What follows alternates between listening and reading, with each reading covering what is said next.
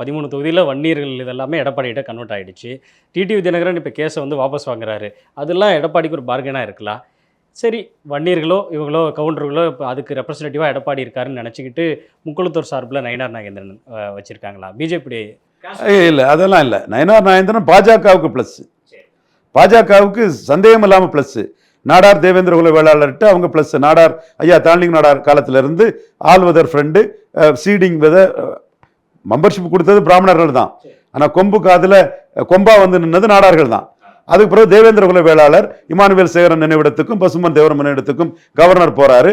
IIM Devendran, இவ்வார் Narendran, Devendra குல வேளாளர் பெயர் மாற்றம், இந்த 2 தரப்பு வந்த பிறகு பாஜகவுக்குள்ள மறவர் தரப்பு முக்குள தரப்பு கொண்டு வரதுக்கு நயினார் நாகேந்திரன் வந்து லாங் ஸ்டாண்டிங்ல இது பண்ணுவார். இந்த என்டிஏ கான்செப்ட் தினகரன் ஓபிஎஸ்க்கு இதுன்னு சொன்னா அது தவறு.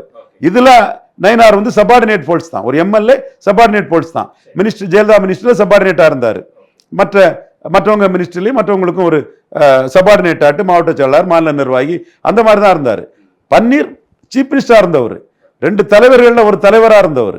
50-50 அதிமுகவா இருந்தவர். ஒரு இலையில எடப்பாடி, ஒரு இலையில பன்னீர்செல்வம் இருந்தவர்.